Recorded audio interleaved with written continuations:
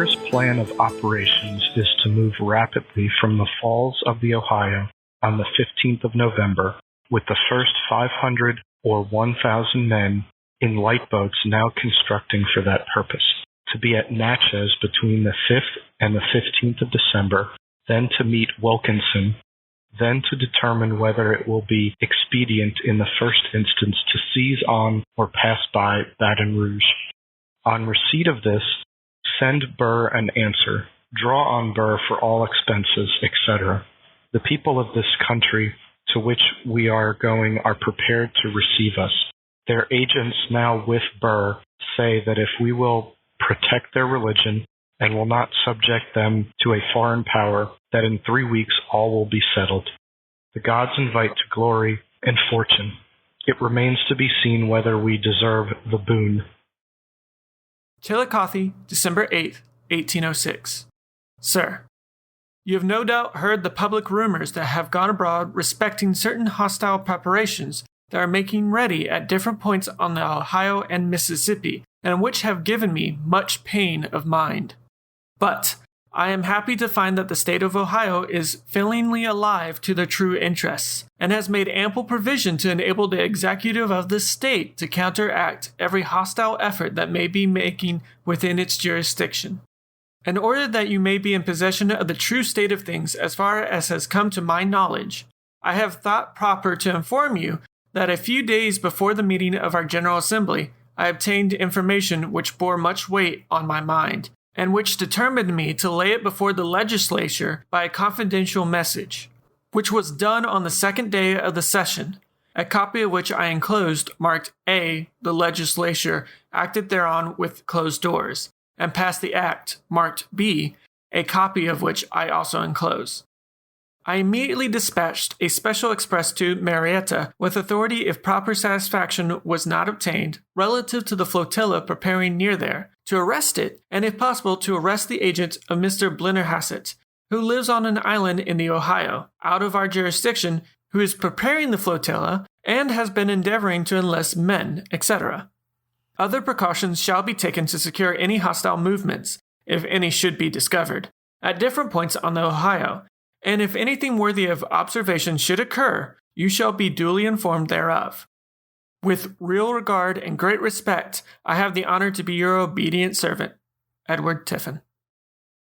This letter from the Governor of Ohio to the President of the United States marked the first offensive action to be taken by government officials against former Vice President Burr and his fellow conspirators, and would lead to an invasion of Blennerhassett Island 2 days later.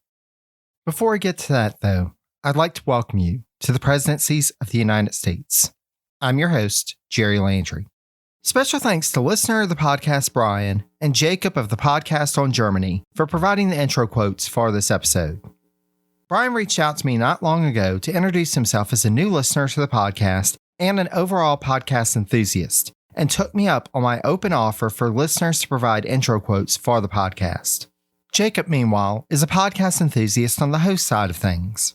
In the podcast on Germany, Jacob takes us through German history and culture from the very beginning, and his enthusiasm on sharing information about the people, places, and events that led to modern Germany is infectious. I hope all of you, Brian included, once you listen to this, will give the podcast on Germany a try. You can find it online at podcastongermany, all one word, .com, as well as anywhere else fine podcasts can be found. We covered the movements of triple agent and conspirator turned self-described savior of the nation, General James Wilkinson, last episode. But now we must back up a bit and get caught up with the movements of Burr before we discuss the events on Blennerhassett Island. As noted by Burr biographer Milton Lomas, quote, as the new year began in 1806, Burr was so discouraged that he toyed with the idea of abandoning his Western project. Indeed, as was often Burr's way, he fished around for possible appointments that would have supported him financially, including the position of Chief Justice of the Pennsylvania Supreme Court, despite the fact that he was not a citizen of that state. Naturally, the opportunity did not pan out, nor did his attempts to procure a position with the federal government, with Burr even appealing all the way up to President Jefferson. By the spring, he was back to plotting, and he attempted to recruit Commodore Thomas Truxtun to join his cause. We briefly mentioned Truxtun in association with the Burr conspiracy last episode, but here we must note that while Truxtun did have his issues with the Jefferson administration, absent some official sanction by the government for Burr's plans for Mexico, the Commodore would not agree to play any part in Burr's plans. By this point, though, Burr had secured the support of Harmon Blennerhassett, the owner of the island he had named after himself, who we last discussed in episode 3.29. Burr had also begun negotiations to acquire a tract of land along the Washita River in the Orleans Territory called the Bastrop Tract. Beyond just his precarious financial situation, Burr's purchase was complicated by the fact that there were questions about the validity of the title that he was trying to buy, a common situation in the Trans-Mississippi West at the time. In the meantime, Burr traveled down to South Carolina ostensibly to visit with family, but he also had business to discuss with his son-in-law, Joseph Alston. Alston ended up providing around $50,000 for Burr's expedition before it was all said and done. More funding secured, Burr returned to Washington, D.C., then in mid-May spent a few days in Baltimore with his daughter, Theodosia Burr Alston, and her son. After a quick trip back to Washington to meet with then British Minister to the U.S. Anthony Merry to see if any word had arrived from his government to grant him support, to which Merry had to answer in the negative, Burr ventured back north to the Philadelphia area. Naturally, he called on our old friend, the still kinda, but not really, Spanish Minister to the U.S. Araujo, and though their conversations were cordial, he would find Araujo not quite as easy of a mark as he had been. Indeed, after handing over the only money that Burr's scheme would get from a foreign power, Araujo had a bit of a think and started to question that whole, "Oh no, we're not planning to take over any Spanish territory" assurance that he had gotten from Burr and his associate, the former Speaker of the House, Jonathan Dayton. Indeed, Araujo had sent a request back to Madrid for an investigator, quote, to keep Burr under observation after the leader of the conspiracy returned to the West. Whether Burr sensed the growing distance or just accepted that he wasn't likely to get any more out of him, Araujo reported to his government in early June that Burr was not, quote, visiting him with the accustomed frequency anymore. Araujo had noticed, however, that more of Burr's fellow conspirators were showing up in the area. The outgoing Spanish minister was not the only one who picked up on the gathering, as William Duane, the editor of the Philadelphia Aurora, wrote to President Jefferson of the going-ons that he was observing. There was no stopping Burr at this point, though, for he had finally, in July 1806, received word from his supposed fellow conspirator, General Wilkinson. Now, this is one of the more disputed and nebulous parts of the narrative of the Burr conspiracy. A letter was written to Wilkinson, supposedly from Burr, in late July 1806, in response to Wilkinson's letter. The first complication in this is that Wilkinson's letter of May 13th is missing, something that caused some head-scratching even at the time when Burr later claimed that he, quote, did voluntarily and in the presence of a witness put the letter out of my hands, strongly implying in this that Wilkinson himself had requested him to do so. Let's let that go for the moment, though, and get to the letter, part of which was our first opening quote. This letter was ciphered with, quote, 3 keys in a combination of clear text and code, then, after being copied, was sent by 2 messengers, Samuel Swartwout, who we discussed arriving in Wilkinson's camp last episode, and Eric Bullman, who proceeded with his copy by sea, bound for New Orleans.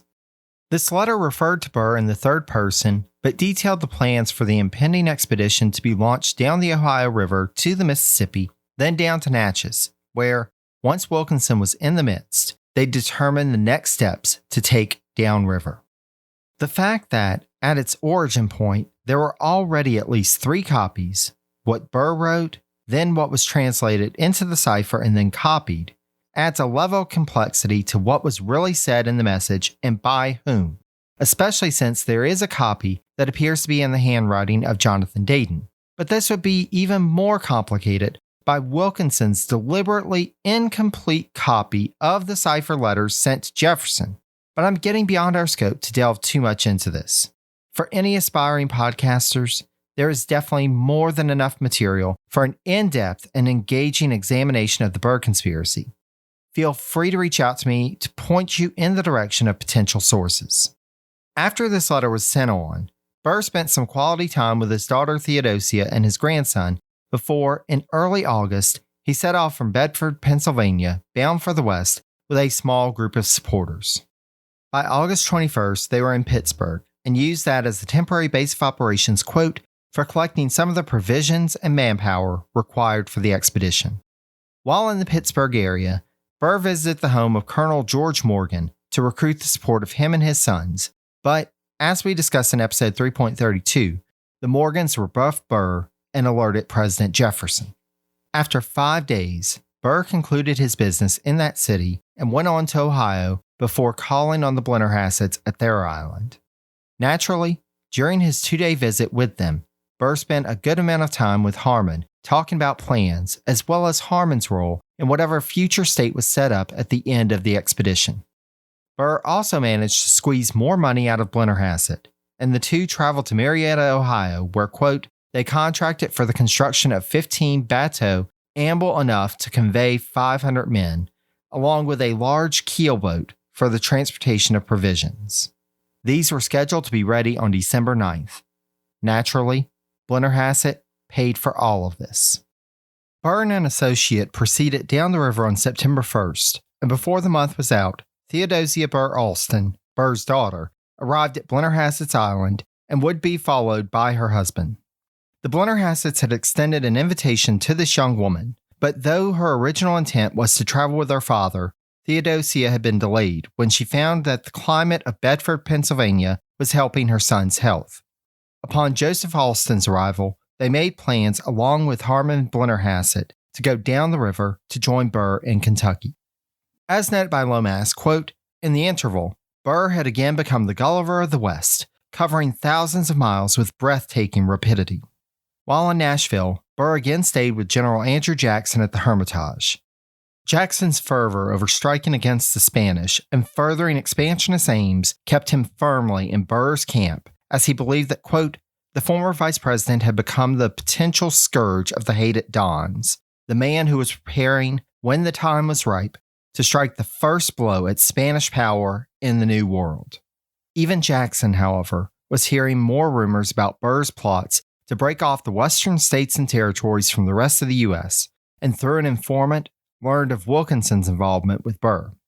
Jackson, who had no love for Wilkinson, began to have doubts, though, naturally, when he approached Burr about it, the former VP was able to explain everything away and retain Jackson as a supporter.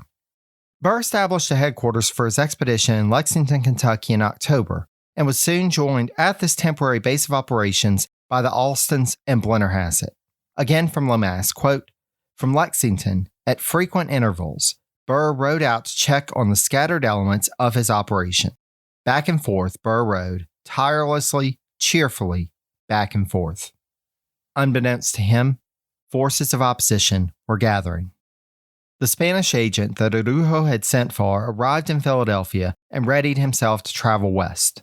The endless stream of accusations continued in the Western world, and the U.S. District Attorney in Kentucky, Joseph Hamilton Davis, moved forward with his investigation.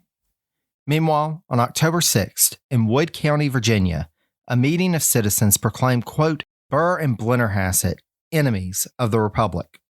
Then a resolution was adopted calling for a muster of the county militia and an armed descent on Blennerhassett Island for the purpose of stopping the preparations for the expedition in process there. Naturally, the prospect of an armed band of citizens heading towards the island disturbed Margaret Blennerhassett, who sent her gardener to find her husband. Before an armed force could descend on the island in the Ohio River, however, Davis finally made his move in the courts of law. On November 4th, Davis sought a warrant for Aaron Burr's arrest from U.S. District Court Judge Henry Ennis. Now, as Ennis himself had been the subject of accusations by the Western world as being involved in the Spanish conspiracy, the judge was not the most sympathetic ear to Davis's claims that Burr was plotting, quote, an illegal military expedition against Mexico. Finding Davis's supposed evidence flimsy, Ennis rejected the district attorney's motion. But it would not be either Ennis or Davis who would have the last word. Burr had learned of Davis's motion for a warrant and wrote to the judge to request an opportunity to address the court. When Burr arrived, he had by his side not one, but two attorneys. One of the attorneys is a name that you might want to make a note of. It was a young lawyer by the name of Henry Clay. Burr demanded a grand jury be impaneled, and Ennis agreed, setting Wednesday, November 12th as the date that the court would reconvene to consider evidence. On the day that the court was called back into session and the grand jury was receiving its instructions from Judge Ennis, Davis announced that the witness on whom he had built his entire case had left Louisville. Thus, the grand jury was discharged, and what seemed to be a trial worth watching ended as a dud. Davis was not one to let matters rest there, however. On November 25th, he called for a new grand jury, quote, to inquire into the conduct of Colonel Burr, which the court granted. The second arraignment began on December 2nd, with Davis introducing new witnesses to the midst. The new witnesses, however, did not show up either, though the original witness that Davis had built the earlier case on was now available. Finally, all the witnesses did show up, but Davis had another surprise for everyone. He wanted the grand jury to indict one of the witnesses that he had called, General John Adair. On and on Davis went, but finally the grand jury came back reporting that it was, quote, happy to inform the court that no violent disturbance of the public tranquility or break of laws has come to their knowledge, nor can we, from all the inquiries and investigation of the subject, discover that anything improper or injurious to the interests of the government of the United States is designed or contemplated by either Burr or Adair. Burr, in the first legal decision on his conspiracy, was exonerated, and he was the, quote, guest of honor at a giant ball that night, with people coming from miles around to pay him homage. This was, however, a high point for Burr in terms of public opinion, as we shall soon see. As discussed last episode, John Graham had been sent by the Jefferson administration as a special agent, quote, to inquire into Burr's movements. As such, he started in Pittsburgh, which had served as a temporary base of operations for Burr. Finding little there, he kept going to Marietta, Ohio. There, in mid-November, while Burr was still distracted by the legal entanglements, Graham met a gentleman by the name of Harmon Blennerhassett. Blennerhassett was apparently a bit of a gabber, as he shared with Graham that Burr had two schemes going, quote, a settlement of the Bastrop lands, and, in the event of war with Spain, an invasion of Mexico. As noted by Graham, Blennerhassett, quote, was under the impression that the young government agent, i.e. Graham, was in league with Burr and friendly to his projects. On learning that Graham had come west not to join the expedition, but to suppress it, Blennerhassett was visibly taken aback.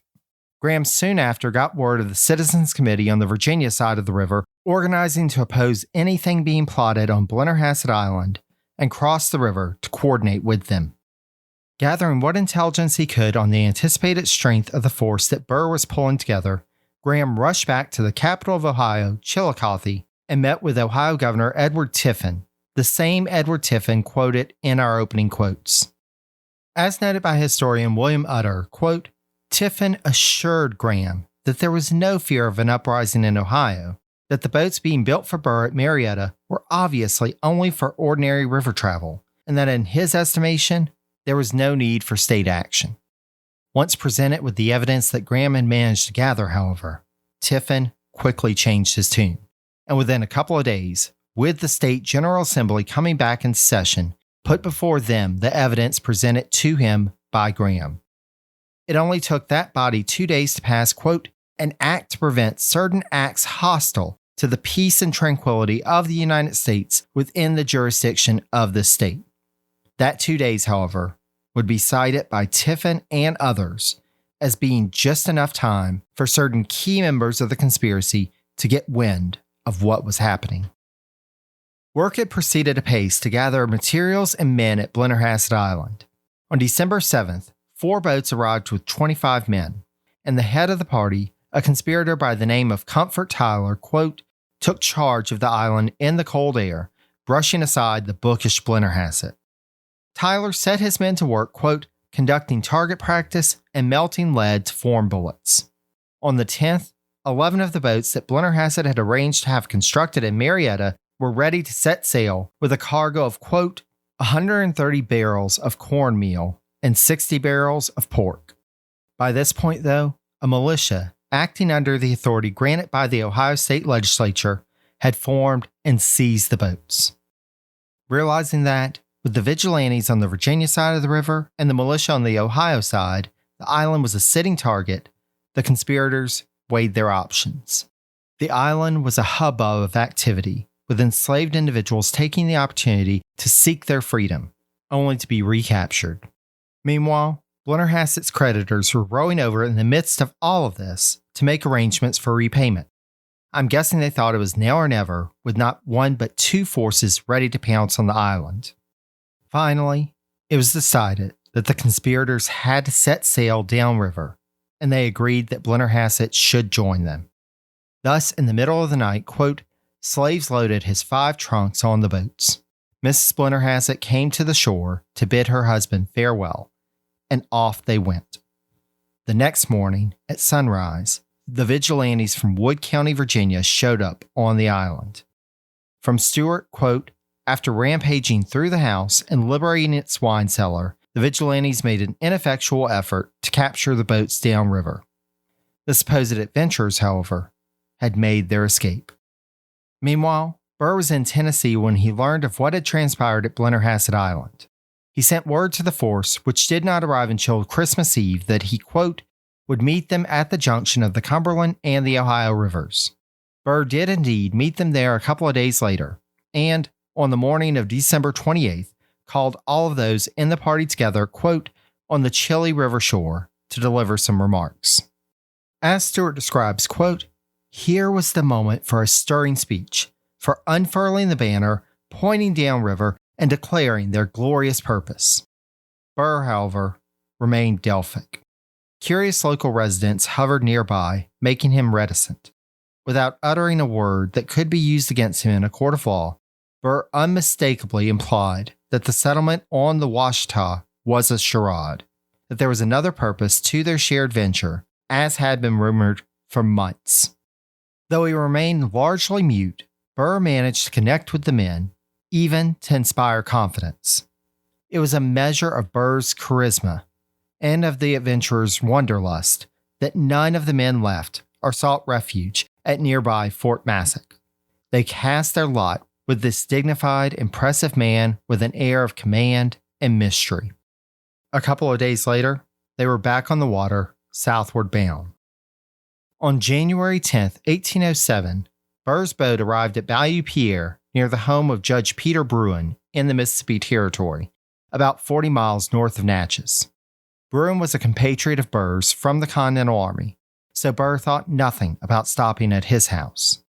Upon his arrival, Burr asked to see any newspapers Bruin had, and it was through those that he learned of Jefferson's proclamation of November 25th, as well as, quote, Wilkinson's version of the cipher letter, and a statement by the acting governor of the Mississippi Territory, Cowles Meade, that residents should seize all conspirators.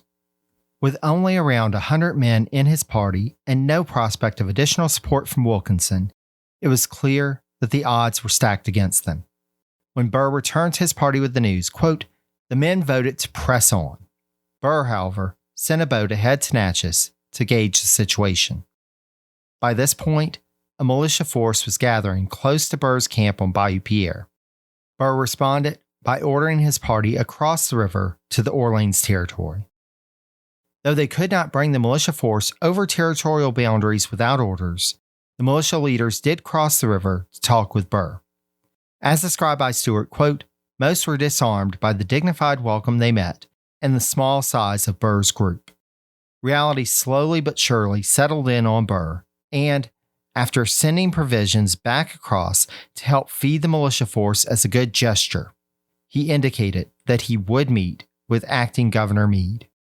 Burr continued to try to get the Mississippi militia and local residents on his side, but by the time he crossed the Mississippi River to meet with Meade on January 17th, the writing was on the wall. Thus, the next day, he rode to the territorial capital of Washington to turn himself in and, quote, was placed under house arrest. Within 2 days, 4 friends had, quote, posted a $5,000 recognizance bond to secure his, i.e. Burr's, release for 2 weeks when the territorial court could take up his case. While the men assembled under his name, quote, were freezing on the riverbank in, quote, the coldest winter anyone in Mississippi Territory could remember, Burr waited for the trial, quote, at Windy Hill Manor and attended several balls in his honor. He also managed to make contact with several individuals who had settled in, quote, the Tombigbee area, upriver from Mobile. As discussed in episode 3.31, planters in that region were discontent at the Spanish having control of the Port of Mobile, much as folks in the Ohio and Mississippi River valleys had been upset about Spanish control of New Orleans. Thus, Burr could draw on that discontent in order to garner some more support in order to potentially launch an attack on West Florida. He also ended up in a meeting with the special agent sent by Jefferson, John Graham. Naturally, Burr had a perfectly innocent explanation for his actions. He wasn't trying to take action to break off the West from the U.S. or launch an invasion of Mexico. Rather, he felt that the West would likely break off on its own, and an invasion of Mexico would only be undertaken if war was declared with Spain. However, despite Graham's attempts to convince Burr to spell out as such in a public statement, Burr felt it only best to keep his thoughts confidential between them. Of course he did. The court began with 2 judges on the bench. Peter Bruin, who, in addition to being a friend of Burr's, was described by David Stewart as, quote, an alcoholic who often failed to take the bench. When he did manage to show up for court, he sometimes napped during the proceedings. And Thomas Rodney, who, again from Stewart, was, quote, an underachieving member of a distinguished family from Delaware. FYI, we'll be hearing more about Thomas's son before long. Basically, Judge Bruin came into the case ready to exonerate Burr, while Judge Rodney was ready to convict. Not exactly what one would call impartial justice. After the charges were read, the prosecuting federal district attorney actually refused to proceed, asserting that this particular court had no jurisdiction in the matter, as, even with the evidence presented, there was no crime that had been committed in the Mississippi Territory. The district attorney recommended that Burr be sent to Washington, D.C. to appear before the Supreme Court. Judge Rodney, however, pushed forward with having a grand jury review the evidence. On February 4th, this grand jury reported out that they would not indict him. Further, they had a few words to say, quote, about the militia expedition that had arrested him, as well as General Wilkinson's actions down in New Orleans, which we shall discuss next episode. Thus, Burr was released, though Judge Rodney refused to grant him release outside of the bond that had been posted for him. Thus, Burr was legally bound to remain in the Mississippi Territory for the time being. Though he was out on bail, Burr did not decide to remain twiddling his thumbs in the territorial capital of the Mississippi Territory. Instead, he went back to his supporters' camp and bid them farewell, giving them permission to divide up the Washita lands among themselves. The Washita lands that were possibly not legally Burr's to do anything with. Those Washita lands. As noted by David Stewart, part of the reason behind Burr's quick departure was that, quote, he feared that General Wilkinson's agents would kidnap or kill him. To be fair, Wilkinson had issued a $5,000 reward for Burr's capture and had sent agents to secure his capture, so there was that. Burr also was opportunistic to the very end. He realized that this scheme was at an end, but after talking with the folks from the Tombigbee region, Burr saw another route to launch an expedition to take Spanish-held territory. Indeed, Burr's actions at this point seemed to validate the assessment of the Jefferson administration that we discussed last episode. Burr would not be stopped unless he was convicted and incarcerated by a court of law. In any other scenario, he'd just find some new scheme to latch onto and cause havoc for the security of the nation. When Burr didn't appear back in court on February 7th, Judge Rodney declared the former vice president to be, quote, in violation of his bond and authorized his immediate arrest. In the midst of this, Robert Williams, who was the actual territorial governor of the Mississippi Territory, had returned from his authorized absence and, despite his sympathies for Burr, issued his own $2,000 reward for Burr's capture. Burr made overtures to Williams, offering to return to captivity with a guarantee that he wouldn't be taken from the Mississippi Territory to Washington, D.C. But Governor Williams was at this point in no mood to agree to terms. Instead, he cracked down on Burr's men remaining in the territory. Meanwhile, a couple of weeks later, 2,000 miles east of Natchez, Burr was spotted riding with a companion by the county land register, who then notified the county sheriff. Soon enough, Lieutenant Edmund Gaines, the commander of nearby Fort Stoddard, was on the scene and took Burr into custody. Gaines assigned an 8-man escort to take the former vice president to the nation's capital so that the Jefferson administration could decide what to do with him. On March 5th, the party set off. As with any trek through the area at the time, the journey northeast was challenging at times. The leader of the party, Nicholas Perkins, though granting Burr some accommodations such as his sleeping in the party's only tent and retaining his knife and pistols, also took precautions to avoid his escape. As they drew nearer to South Carolina, however, Perkins grew more wary. South Carolina, after all, was the home state of Burr's wealthy and well-connected son-in-law, Joseph Alston. Indeed, Burr did attempt to escape in Chester, South Carolina, but was quickly apprehended, and Perkins decided to transport Burr by stagecoach for the rest of their journey. As described by Stewart, quote, "It was an extraordinary and public humiliation for the former vice president. Riding past homes and towns filled with people who knew his name, who gawked at the great man brought low, still wearing the white floppy hat and homespun clothes in which he had been arrested. His failure was there for every citizen to see." Burr would not make it to Washington, D.C., however. 50 miles out from the capital, a messenger met Perkins and his party and directed them back to Richmond, the capital of Virginia. It would be in this city that Aaron Burr would be brought to trial, a trial that we shall cover in 2 episodes' time. Next time, we'll catch up with General James Wilkinson, as well as discuss a few more goings-on in early 1807 in an episode I'd like to call And Everything Else. Special thanks to listener Brian and Jacob of the podcast on Germany for providing the intro quotes for this episode. A shout out and thanks also to our audio editor, Andrew Foncook. As always, I'd also like to thank the Itinerant Band for allowing us the use of clips from their rendition of Jefferson and Liberty for the intro and outro music for episodes in this series. To find out more about the Itinerant Band, as well as the podcast on Germany, check out the website at presidenciesblubrry, that's BLUBRRY.com. There, you can also find the sources used for this episode, past episodes of the podcast, and a wealth of resources about all of the presidents. If you'd like to reach out to me, feel free to shoot me an email at presidenciespodcast, that's all one word, @gmail.com. Or connect with me on social media if you haven't already. I'm available on Facebook at Presidencies, on Twitter at Presidencies89, and on Instagram at Presidenciespodcast, again, all one word. I'd also like to do a special shout out to our newest patron, Crizzy93. Thank you so much for your support, Crizzy, and thanks to all of our patrons for helping to provide me with the financial resources needed to keep this podcast available for everyone and to purchase the research materials needed to provide as much detail and perspectives as possible to all of you with each episode.